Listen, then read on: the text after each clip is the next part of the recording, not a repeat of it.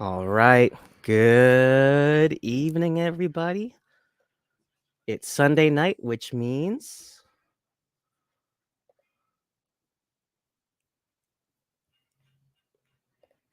live film news coming to you from the Geekly Goods live channel. I'm Loretto. Leo is out with his mom. Happy Mother's Day to all the wonderful moms out there.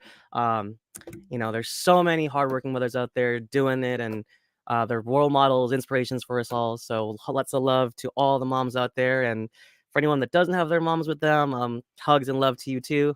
It goes both ways, but it's all love for this day. So we got a lot of great news this week. This roundup's gonna be pretty fun. We got a first look at David Cornsweet in a Superman suit, looking pretty sharp, even despite his weird pose that some people took offense with. It was apparently effeminate or something like that. But we'll get into that on the show. Ralph Ineson was cast as Galactus in the Fantastic Four. I can't wait to dig into that. He is an underrated actor who will get his full due once that film finally releases next year.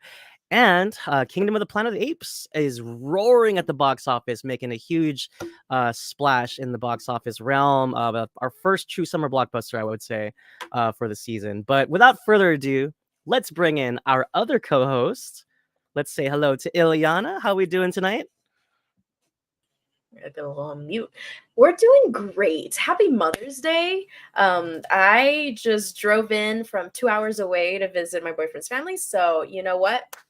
We're good. We're keeping it trucking. And I was just talking to Lo right before we went on live that I was in this state of, I think, delusion that I had seen a couple of things this week, and I realized that work had not allowed me to keep up. So actually I'm a fake. So, Hey, it happens but to the best of us. happens to the best of us. But you know what, we even if we haven't seen movies or TV in a week, we've seen them across our lives. That's the grand scheme of things. So I'm I excited actually, to I talk about actually, it. I actually forgot to tell you. I sleepwatched like half of Mad Max, the original one. Don't remember shit. I don't remember a damn thing. I remember like one car chase and Mel Gibson It's like looking a really dream young. sequence. Truly. That's how I saw one of the previous, I think not the last one, the one before that, the Fast and Furious movie. Yeah, I slept through that. I was not all there. I know I just drifted in and out of consciousness, and all of a sudden they were in space. Right. So That'll don't happen. watch things when you're sleepy. That's Yeah. what happened to me. I was really sleepy because of work last week, and I was like, you know what? I'm not gonna watch something because it'll be like, if it'll be a waste of my time. It'll be like I have, as if I hadn't watched it. So we're here. Yes, It's all we good are. though. And a quick shout out to Mr. Laser. Happy Mommy Day. Thank you for Happy Mommy joining us. Day. And apparently this is his 44th show with us. Thank Holy you, Laser. cow. Your dedication, it does not go unnoticed, sir. We are immensely grateful, sir. Hell yeah. And yeah, so without further ado, let's get into our first segment.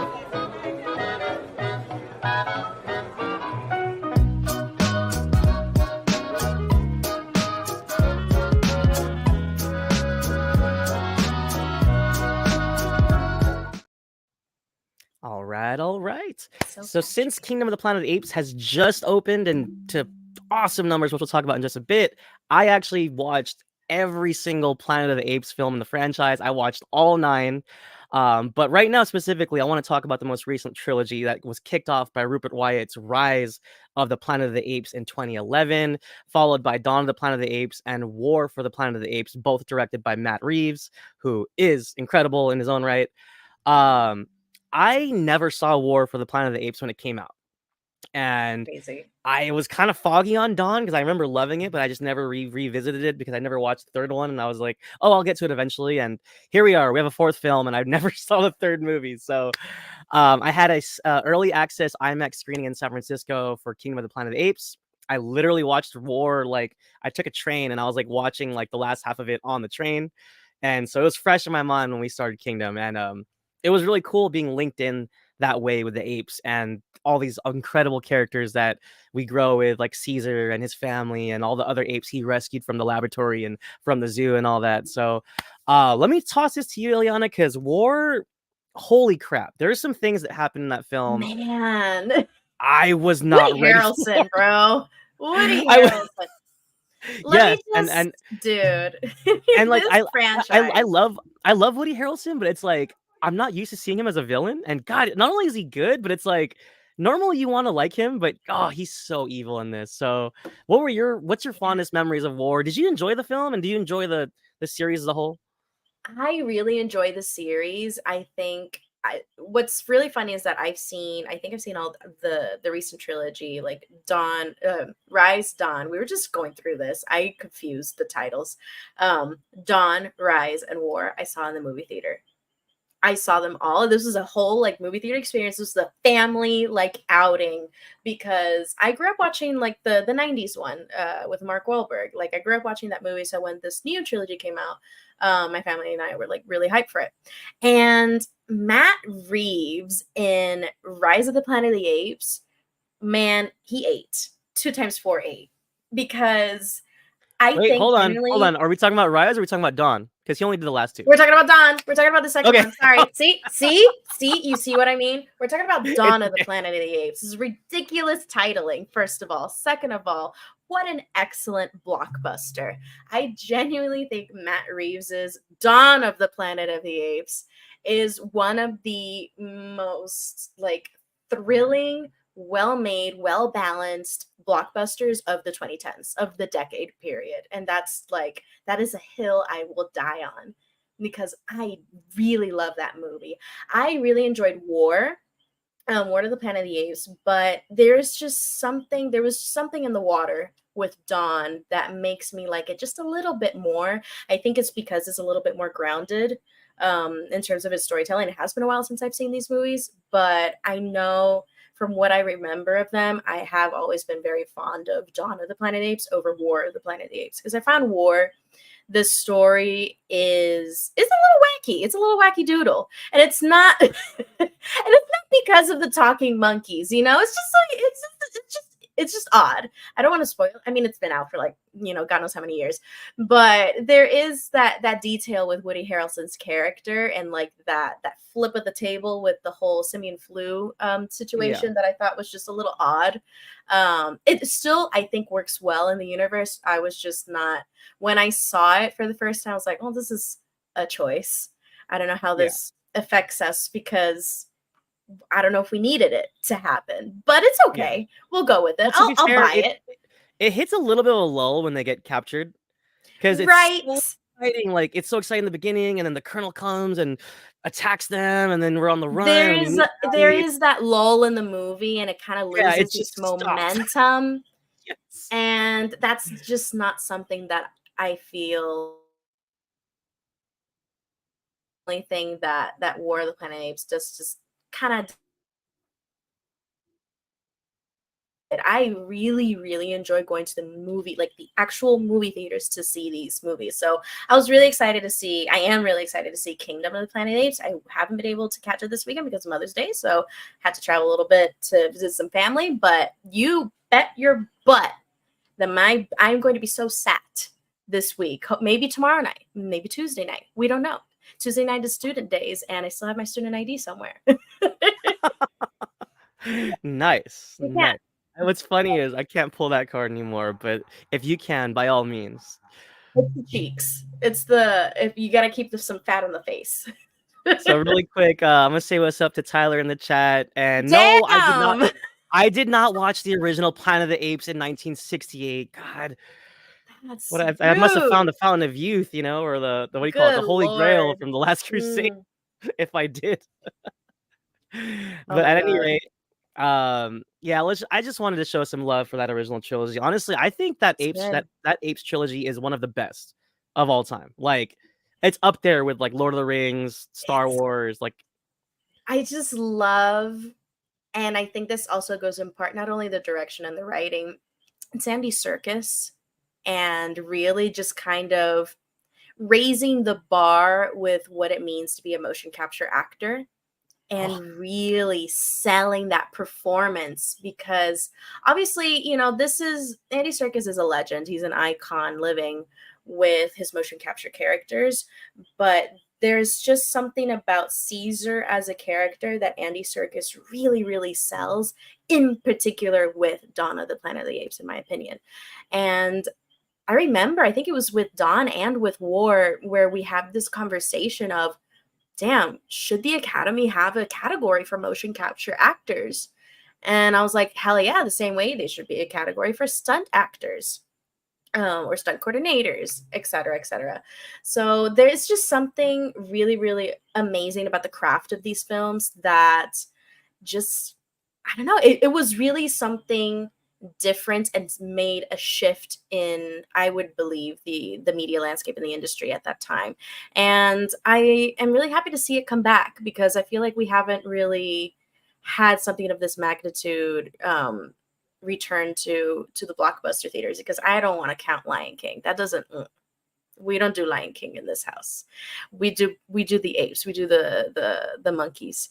But yeah, I'm excited to see. I've seen the trailers and I'm really, really excited to see Kingdom. I think that there's just something about the world building in this franchise that is also very refreshing, but of course, familiar in a way, because it does have a lot of callbacks, or a few callbacks to that original 60s series. So yeah, I just think they're cool. I think they're neat. I'm glad you brought that up, because it's a crime that the Academy hasn't acknowledged Andy Serkis yet. They every once in a while they do like the Insane. Lifetime Oscar, or they give out special honorary achievement Oscars. They Yeah. should have given it to him already, because that trilogy For has been real. over, and he hasn't really done any work since then, minus like Black Panther. But the Academy needs to wake up. His Give him his kingdom Oscar. is that motion capture suit and that studio. That's his Yes. kingdom. Like, he's an excellent Yes. actor out of the suit. There's nothing wrong with it. But man, when it's like with voice actors. When you have a gift or a certain specialty in your acting, come on, that should be rewarded. And I think Absolutely. Andy Serkis's gift and his specialty is portraying and exuding emotion through an animated character, because it's almost like acting through a mask. It's making the mask your own. I think it's just really cool. There's absolutely an art form in acting with your body, acting with your eyes, saying a lot without very saying anything. physical. Yes. So, what's interesting? I think there should be a special Oscar, but I feel like motion capture is a little bit too niche right now. Like, there's only so many Avatar films that can come out, or like, I think Benedict Cumberbatch was the dragon in The Hobbit, right? But like, yeah, he was there's only so many of those. So I think what would be interesting is, what if we had a special acting performance Oscar, and it would include voice actors and mocap actors, like all together, like something like that. I think that would be awesome. Maybe you could even do voice acting in general, because there's still voice acting in a sense. And then you can have, animated voice acting as well as like the motion capture CGI voice acting. I think it would be really cool. So Geek Ledger, we're going to talk about Kingdom and its future in just a second, but this is kind of interesting that apparently there's films planned starting with Kingdom, which is interesting because it's the fourth film in the most recent. It's a continuation. That's weird. Right. So that's insane. But at the same time, with how well they're doing, I wouldn't be surprised. And I like this. He said they hope, or Geek Ledger says he hopes Andy Serkis does mocap for like Clayface or Killer Croc in the DC. I wouldn't be mad about it. And what's interesting is Mike Flanagan wanted to make a Clayface movie. Give him all the money in the world. Give him the project. I think that would be incredible. And Clayface is one of those things where you need the money. You really need the money for the special effects makeup, for the CGI, for everything, because it's such a VFX heavy character and story that, you go big or go home. And that's a great idea. I think Andy Serkis would absolutely eat that up. But, what hasn't he eaten up? Truly. Tyler said he's too busy directing the Gollum movie. Hey, look, I'm going to hold my lips until we get a trailer or get some footage, because I don't know. It As Leo would say, goofy. Right. Like, who asked for this, right? And we're all like praising him. We're all mad now. What's up, Mike? Novice cinephile in the house. Always a pleasure to see you. Hi. Without further ado, though, we have a lot of news to get to, so let's go ahead and jump into that.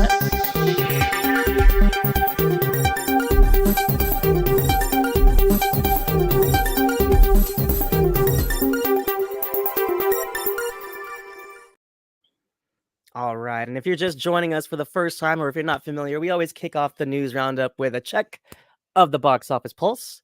And like I was saying, Kingdom of the Planet of the Apes has roared to number one with a huge 57.5 million domestic haul. It marks the third highest opening of the year.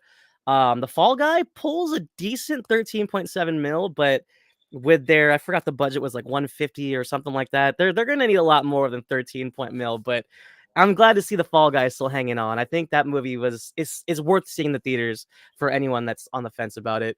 We're followed closely by Challengers in third, Tarot, the weird horror movie that no one wanted to see at fourth, and Godzilla X Kong is holding on for dear life at number 5, albeit they only made about 2 mil this week. So I think come next week, we'll probably see the last of Godzilla X Kong. But what a run the Titans had. That For pretty real. much rounds out the top 5 for the weekend.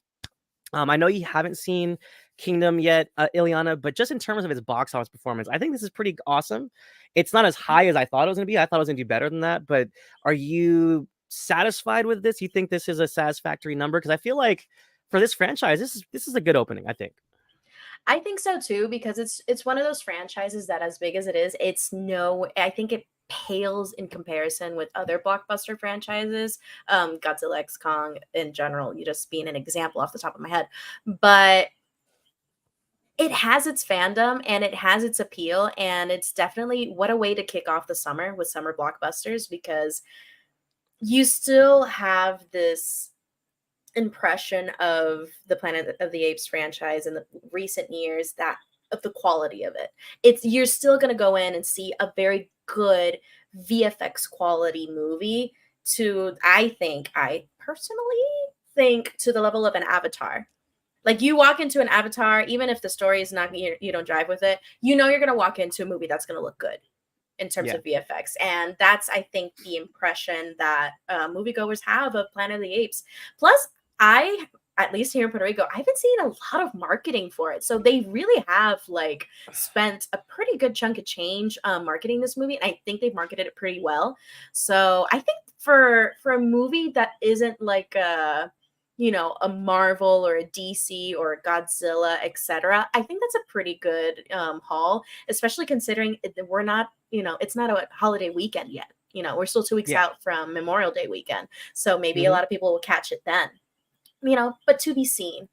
I think it's pretty satisfactory. I think they'll definitely make their money back, all things considered. I don't know if it'll have as many legs as Godzilla X Kong, but we'll see. I'm really excited to see it. Truly, I have also been very surprised by the positive word of mouth I've heard in the last week on the Fall Guy. People are catching up to the Fall Guy this weekend. People that don't really frequent the movies. Even my boyfriend's little sister saw the Fall Guy. She never goes to the movie theater, and they're like, "Oh my god, I loved it." I've been seeing a lot of people here like, "Oh my god, I love the Fall Guy. It's so good." Yeah. I'm like, what? Yeah.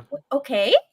That was not on my bingo card this week, but sure, cool. So I think people are just kind of, perhaps pulling around to the Fall Guy just for just a fun movie. Just a movie to have fun with and just get some air conditioning, because we're going to having a couple of power outages here this week in Puerto Rico. So I think that's good for them. I think they'll make their money back. They'll break even probably. I am not surprised by the Challengers though. Hang it on. I feel like it'd need a miracle for the Fall Guy to reach 100 mil. So? I don't know. That's just me.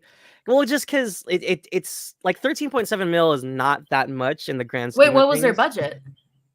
It was about 150 or so. So well, didn't think it was that much. Well, exactly. But you know what though? I'm glad people are giving it a chance. But I think in terms of Kingdom, I think this is gonna have really good legs for the summer. I think this is the kind of movie that a lot like Top Gun Maverick, I think it'll stick around even after Deadpool and Wolverine premieres. So I think so too. It's going to be a very diverse summer for blockbusters, I have to say. I'm really excited for the summer because we got Deadpool versus Wolverine. We got The Quiet Place Day 1. We have the Kingdom. We got Furiosa coming up. We have a platter. It's a charcuterie board of film, if you could say. Yeah, and I think its I think the biggest competitor to its legs, I think, it will be Furiosa, and I'm very curious It's how very much in Furiosa will the do. vein of So that. I'm very curious for Furiosa too, because I think the only thing that has me going, like, going for it, I think, is the fact that Fury Road is so good. So it truly, how far could the drop off in quality be? But I've been disappointed before. I so just think that the trailers look good. so really quick, Tyler says, Yeah. "Give us apes, people will come." I mean, you know what? Every single ape-related film, whether it's King Kong 2005 or all the new Apes trilogy, people love their apes. So I wouldn't disagree with that. Yes. Geek Ledger's clarifying the producers specified from the beginning they planned 9 movies, which I think is interesting. And I guess it wasn't until Kingdom that they felt Interesting. comfortable enough to do it. So that All is right. interesting. Oh, hey, Aaron Sin, welcome to the chat. This guy he coaches my son in jiu-jitsu. I'm so happy he's here. Oh my Thank you for coming, gosh, Professor that's Aaron. awesome. Yeah, awesome dude, but he's also very well versed in comic book films, and we like the same music. So a lot of That's like awesome. a kindred spirit, so to say, I should say. So thank you for joining us, Mr. Aaron. Welcome, Mr. Um, Aaron. yeah, without further ado, that pretty much wraps up the box office pulse. I'm gonna let you take the reins, Ileana, on the Woo. rest of our stories. So let's jump into this Strap one in, because this kids. I'm gonna let you take the reins.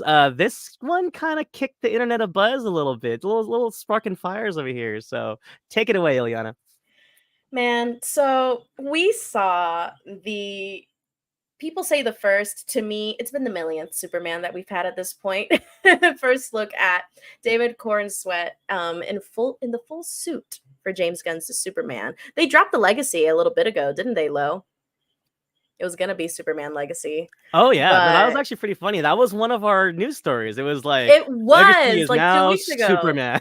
Yeah, just shorten it. Hey, Just hold get rid up, of the really legacy. quick, Ileana. Let's pause really quick, because the boys in the house. What's Let's up, Leo? go. What's up, We wouldn't be here y'all? without you. We wouldn't be here without you, and we're glad that you were able to join us, Period. man. Oh, So thank you. Well, I y'all, had my to drop in Nuggets a goofy in won. your We pulled name out of earlier. Minnesota with a win.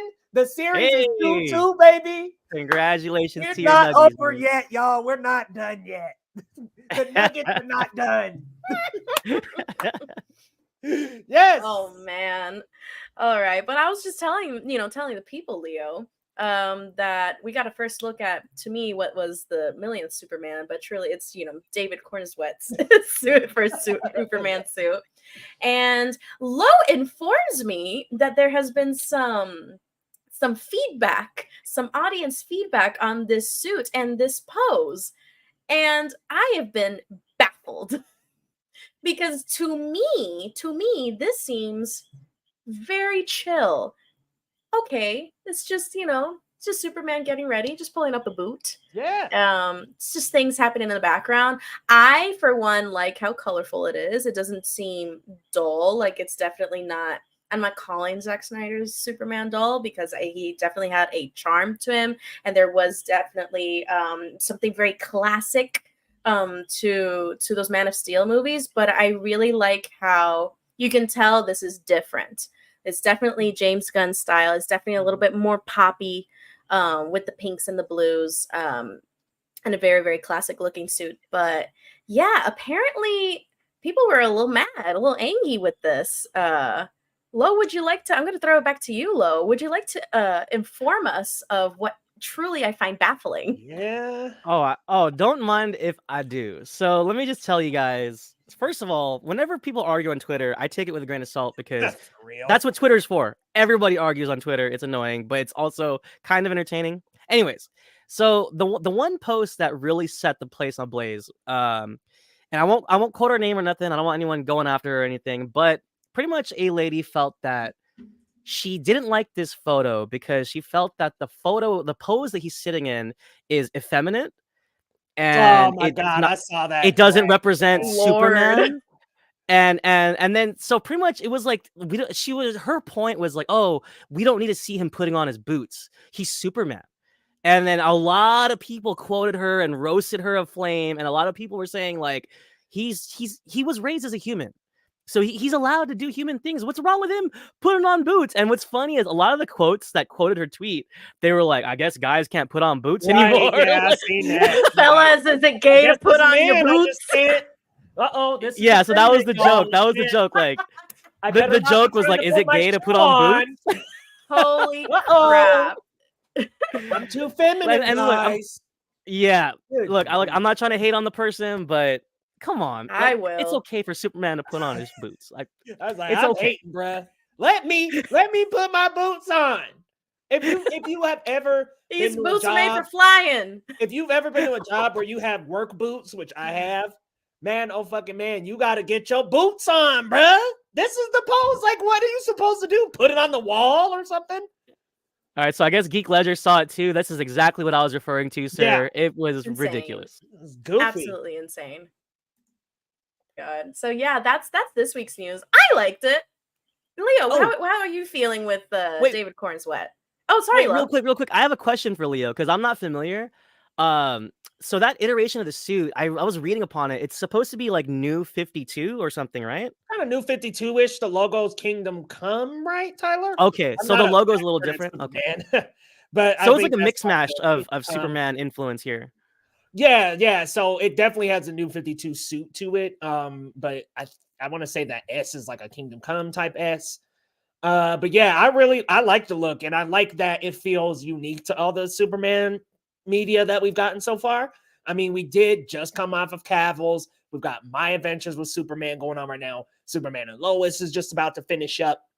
There's a lot happening here with all these with Superman lately. So I like that this looks unique. It stands out from the other live action suits. We got the collar, which is usually more reminiscent in like Injustice and some of the other Superman where he's like an authoritarian figure. It's like some of those runs is very popular in that collar type of deal. Kingdom Come, yeah. Was I saying something else?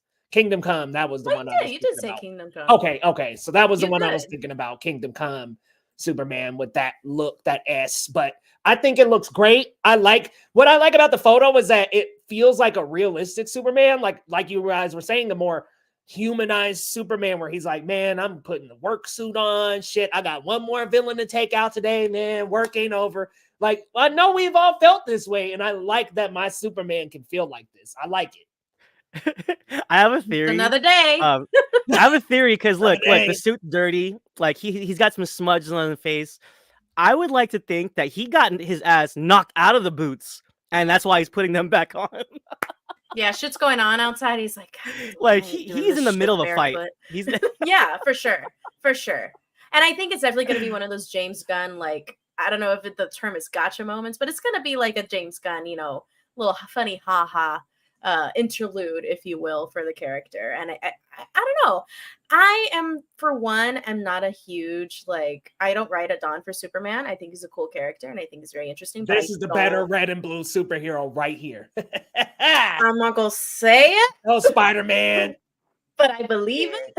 So, I'm not a Superman girl, but there is something about the suit. I do really like how the collar looks clean. Like, there's just something, I like that there's grit to it without seeming too real, let's get out of the Gunn era. Can we get out of let's get out of the Snyder era. Can we? Yeah. I mean, we've had enough. I don't want to put any dirt on Snyder. I do think visually he's a great visual storyteller. I just think it's time to move out of the dark, edgy Superman, the dark, the down. Can we get to a more hopeful, happier Superman? I hope that's where we're stepping with this. And then you got the background. It looks like maybe that's Solaris in the background zooming through as a meteor, or it could be Brainiac. It has Brainiac's color scheme with the purple and the green. So I wonder what's going on in the background too. There's something happening. Potential. Do we have confirmation on who the big bad of this film is? Because there's so many people. Not like a hard, because you've got Lex Luthor in the film, and it seems like that's who's the big bad. I know Gunn has spoken about that, but I could see maybe Brainiac being a side villain, or maybe he is the side villain to someone else. I'm not sure exactly who the main villain is. I don't know.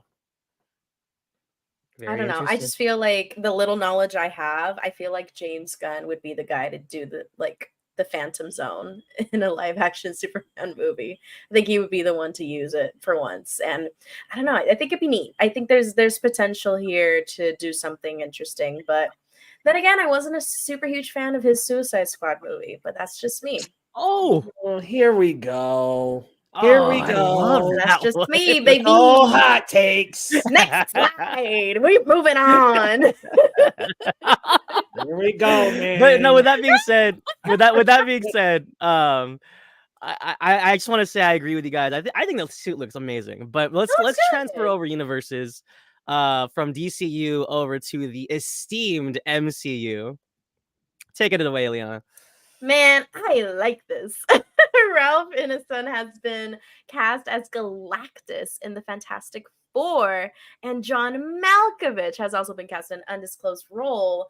We're not ruling out John Malkovich himself as a role in this film, but you know, a shit poster could shit post. We could do.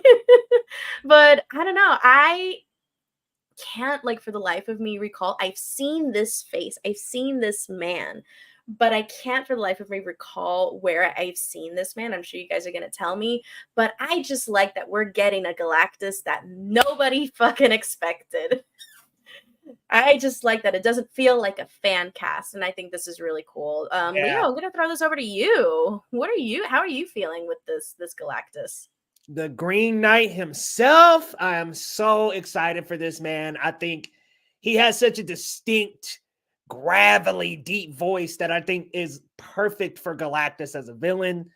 You're going to have him big, larger than life. Like, you got to give him that voice, right? You got to give him that big, that presence-filled voice. I thought he was phenomenal in The Green Knight. I thought he was great in The Witch, great in his small role in Game of Thrones. Like, he always has presence to him. And I think that's perfect for Galactus. Now, I don't know if this is going to be real, y'all, so this ain't no rumor or nothing. This is my guess. But I think John Malkovich maybe Nathaniel Richards Sr. Maybe he's Reed Richards' dad. Maybe. I don't know. That might be a little too crazy for the MCU to have his dad come in time travel. And maybe that's a little too much. But I'm like, okay, maybe he is Reed Richards' dad. I don't know. We'll see. It's something that I think Fantastic Four is shaping up to be one of the most exciting MCU films Hell of a in a cast. hot damn minute. Yes. Like, Deadpool versus Wolverine aside, this is the most exciting film to look forward to in a hot minute. No offense to the rest of the MCU in this current phase and the previous one, but this is exciting. So I'm hyped. What are you thinking, Lo? You almost called me Lou. So really quick, so John is reminding us he was in The Green Knight. He was also in The Witch, and that was my introduction to Ralph Ineson because I've seen him in other things, but he was the dad in The Witch. He was the dad in The Witch. Yes, and there is a sequence in The Witch where he goes off, and his like Leo was saying, his voice has this deep like power to it, and like I could just hear like the fury that he could spew as Galactus. And I think honestly this is borderline perfect. Like, nothing against Javier Bardem or whoever the hell else we've been fan casting. I think this is the home run.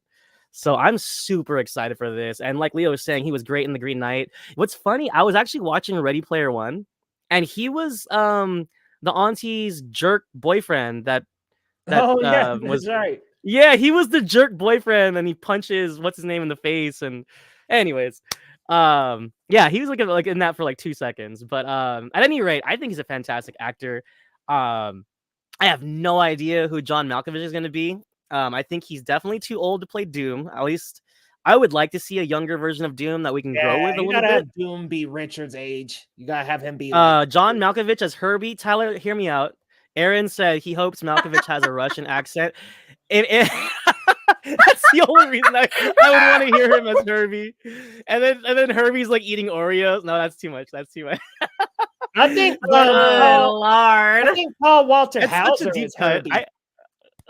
I think. Yeah, I'm like, you bring in Paul Walter Hauser and he just came off that DreamWorks movie. He's probably Herbie. Maybe, I don't know. Right. No, and to be fair, I'm sure John Malkovich, if not just a random suit, maybe he's involved with the Baxter Building somehow, something like that. I don't think it's gonna be too crazy, but who knows? We could be surprised.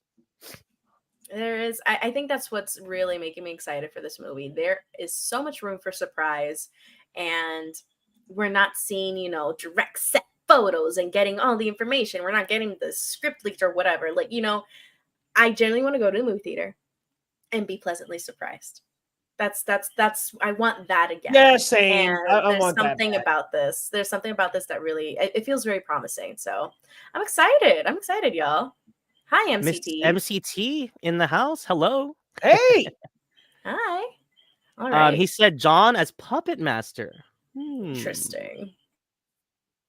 Do we know who that is, Leo? Okay, I'm not allowed. as Puppet Master? Okay, you know what? Puppet Master would be awesome. I would be down for that. But I will say, I don't know that he's playing a villain. Then again, we did bring in Paul Walter Hauser. By the way, John Malkovich has the exact look of Puppet Master. Exact look. But if we bring in Paul Walter Hauser, that would mean that maybe he's like Mole Man, and then you got John Malkovich as Puppet Master, and they're these like little villains at the beginning of the movie. Maybe they like zap them out, take them out pretty quickly. That could be a fun way to involve those two. Yeah, and what's interesting is, so I'm not familiar with the character. Is that specifically one of Fantastic Four's like rogue gallery villains? Like, yeah, like a Marvel Rogue Gallery, Fantastic Four. He's been in a couple of different runs. Okay. I know he's like him and the Thing have like a big rivalry. So Okay. that'd Well, be cool if I'll be maybe honest. That'd be kind of Andrew- fun because Malkovich is great. I don't know if you guys remember him in Con Air, but Cyrus the damn virus, man. He was a beast. He's a classic. He's an icon. He's a legend. So Hey, this is shaping up to be at the very least kooky. And I Puppet Master, man, that's a deep cut. Yeah, I remember That's that. what I'm saying. I It is haven't like- heard his Puppet Master till now. he was in the animated cool. series. Animated. That Oh. was good. Professor Aaron's dropping facts right now. What's up, Fatal J? What up, man? Good to see you. Hi. All right. Oh, a villain montage is rumored. That'd be cool. Yeah, like if you got Puppet Master in there, Mole Man, like all these kind of goofy, funny villains that they're just taking out. That's totally cool. Like, because I like that. the rumor going on right now is that the Fantastic Four are going to be established. We're not going to do no origins and bullshit. That's cool. I kind of like that. Did Leo freeze on us? Yeah, I'm I think froze. he Can did. y'all hear me? Yeah. Like froze, dude. The censorship. Oh my god. Censor. Leo Rydell All is right. in the stream with Well- audio only. I know. While we Man. adjust the technical difficulties, Ileana, I'm still here. Yep. He's like a ghost. I'm still it's here. so weird when he's not. Shadows. It's the voice he of is God. He's the Watcher now. He's because Leo. Yeah, he's the become Watcher. I am the Watcher. All right, guys. America's favorite sweetheart, Sydney Sweeney, to play trailblazing boxer Christy Martin in the new biopic for director David Michaud. I think so. We'll go with that. I apologize in advance. Michaud? I think Michaud. I don't know. You got me there. I'm trying to think. But I'm that's trying to okay. think of what the accent means. I don't know either, and I know some accents, but all right, let's go. I really am unfamiliar with the boxer Christy Martin, but I did see when this news broke out that Sydney Sweeney commented that she was really excited to take on this role because she actually has been kickboxing since a very young age, and she's been wanting to get back into something physical, like kickboxing, and really like just transform her body and really build up that strength. So I think this is kind of like a match made in heaven in terms of roles. And we all know that Sydney Sweeney has like a very good range. We saw her recently in Immaculate. We saw her obviously get her rise of fame from Euphoria. So I think she can definitely knock something like this out of the park and just kind of be, Zac Efron and Iron Claw a little bit, but maybe hopefully actually get recognized for it. Oh, but Loretto, I'll throw this one to you. How do you feel about this bit of news and Sydney Sweeney So I think taking on a role like this? I think the most interesting thing about this news, sure, Sydney Sweeney is like the it girl right now, or at least one of the it girls. But David Michaud is an underrated filmmaker. He's started out mainly as a writer.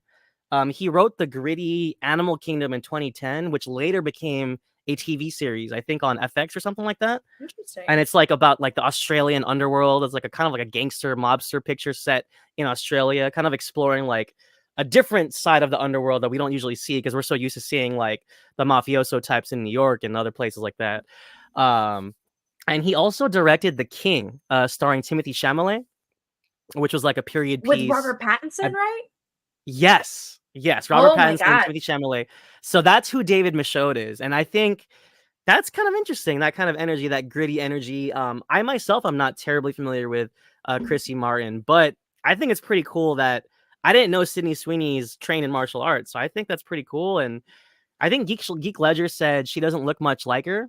I mean, sure, but once you throw the black hair on her and give her the 80s hair like in the photo there, and I think she could pull it off. I think a lot of biopic portrayals, they don't look exactly like their counterparts. A lot of it is just in the performance.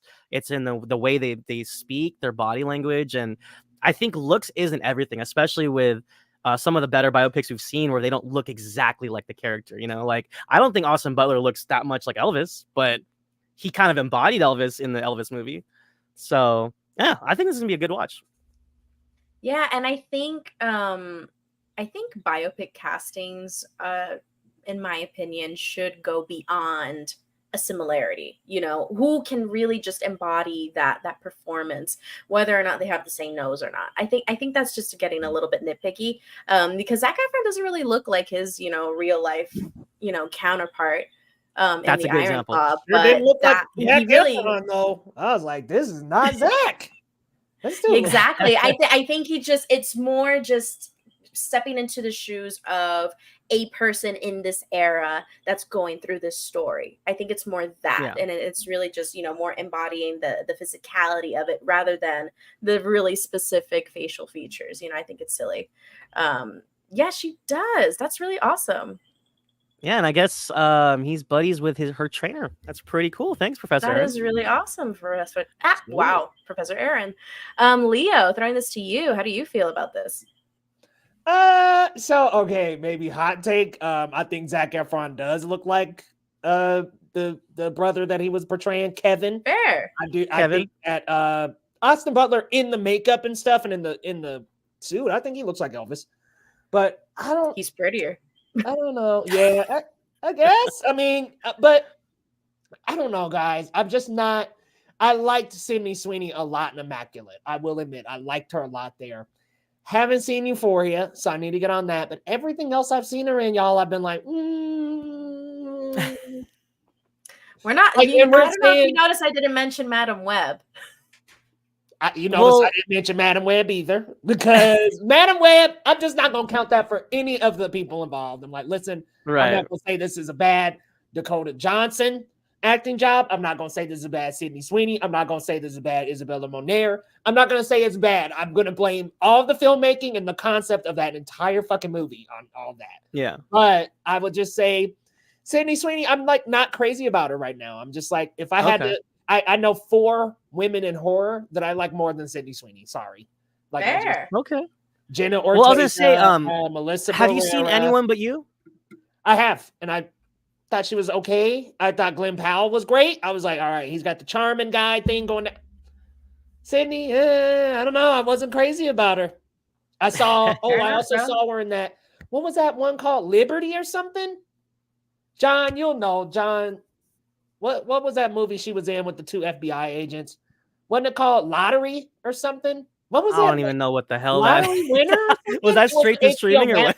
It was an HBO Max original movie, and oh, no wonder. Okay, I must have missed that. Right in that, I like the concept of the movie where it was like 2 FBI agents were like questioning her the whole time, and it was like going back and forth between the real life account and her. But I was like, I don't know. I didn't like her in that much. Reality. I didn't like her. The lady's name is Reality Winner. This is a real woman. I didn't like her in Reality. I liked how you called John out, and he totally knew. Oh yeah, I was like, I know John. I know. Sydney Sweeney, his girl, bruh. I get was gonna it. say And he you stands pretty right. hard, and look, I don't blame him. I'm not gonna hold you, John. Listen, All I'm a right, but you Selena know that's Gomez valid. fan, Though. That's okay? valid. I be watching Selena and Chef. I watched damn Only Murders in the Building. I've watched the show about 7 times all the way through. I get it, John. I get it. Wait, what? I haven't even finished season 3, bro. Bro, I be watching it before bed sometimes. I love that show. I love Nice, it. dude. Comfort. See, now you got me excited again. show. I gotta finish that damn show, man. Oh, it's so good, man. It's so good. I can't let go of that trio, man. They're amazing. Yeah, Good to no, know, honestly, good they're to great. know. 2 goats, and Selena's just wonderful. So Yeah. Just 2 goats and Selena. You know, that's just how it is. Two well, I mean, she's legends not there and yet Selena. for me.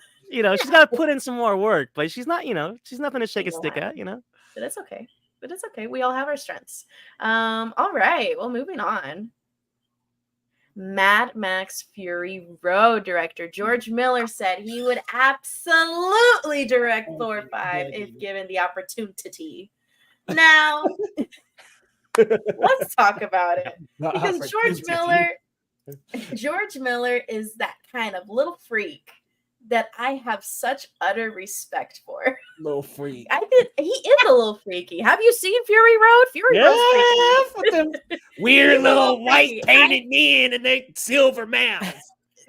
Hiller. I think if you're gonna switch things up with another little freaky director, which is really unfortunate that Taika Waititi kind of just, I think after one misstep, let's say, was it a grave misstep in the eyes of God? Perhaps, but taking away the Thor franchise from Taika because of one bad movie, when you have, let's say, so many other white directors that get so many chances after a bad movie, it kind of sucks in that context. But I think if you're going to switch up on the directing for Thor, I think George Miller and his kooky, freaky, just kind of action style, I think would be a really good fit. And definitely something that fits for the character and where the character has been driven to, and something refreshing for the MCU. Like, imagine having something kind of Mad Max style in the MCU. If you're gonna have it, Thor's your guy. Thor's your guy to do it with. Leo, I'll throw this one to you because you're a Marvel guy. How do you think? How are you feeling with this opportunity with George Miller? Well, I like the opportunity word. That's hilarious. That's stolen. That's stolen from a drag queen. I can't take credit for that. I figured. I was like, yeah, that sounds like it. This whole time I've been freaking out. I'm like, did I spell it wrong? Is there a typo? No, I'm like, why is she saying it like that? You're fine. I'm just being weird. It's okay. I'm just being a little silly. I love this. I love this matchup so much. And let me say something about Taika. So I think Ragnarok was phenomenal. I mean, honestly, I think it presented Thor in a refreshing new way that inserted some comedy, but also still kept him as the warrior that he is.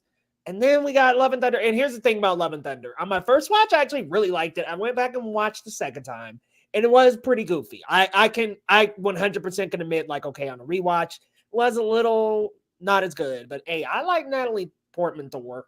I had a great time with Jane as Thor, and then I still like the movie a lot. So I was like, I was never on the side of hating Taika because of that. I was like, yeah, director has one flub, whatever. We all have flubs. You act like, go through his whole filmography. I'm like, dude, he's got great films. Jojo Rabbit, the Ragnarok, all the stuff that he's done. Lion, he's done some great. What We Do in the Shadows. What We Do in the Classic. Shadows.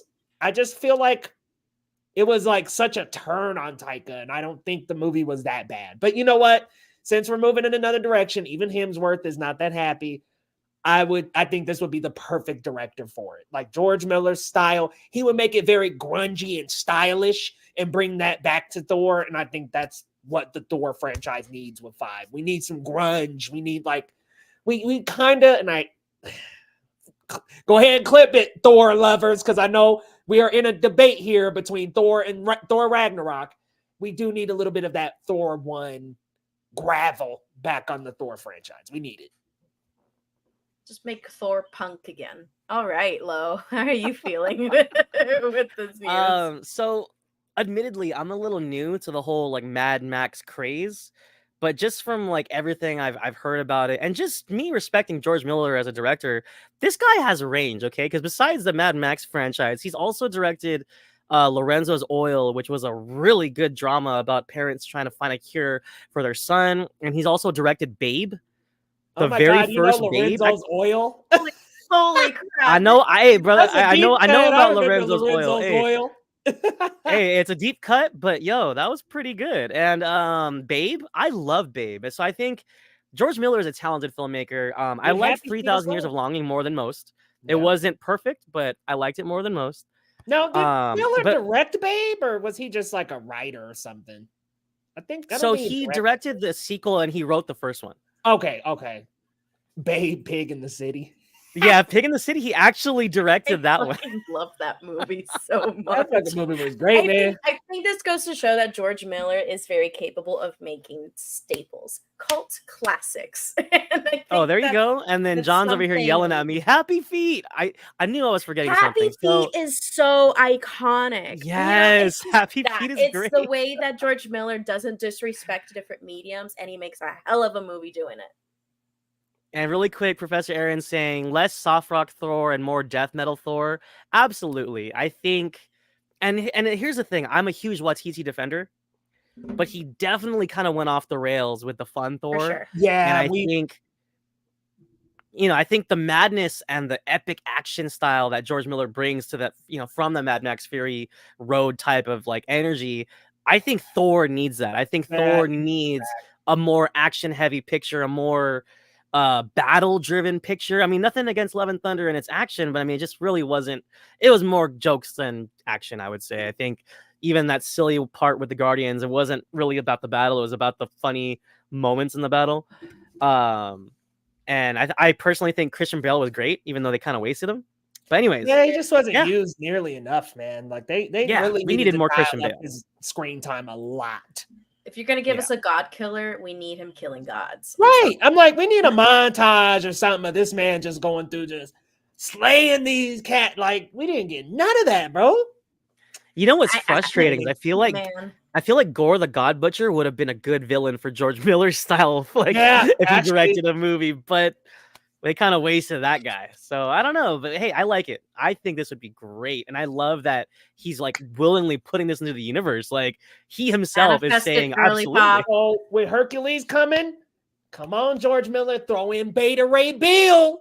Let's get the freaking deep characters in this thing. Yes. That is one big Thor character we have not seen yet. We actually saw a statue of him in Ragnarok. He's like, where they have those buildings with all those statue heads. He's one of them. So I'm like, yeah, I saw that. Ray Bill.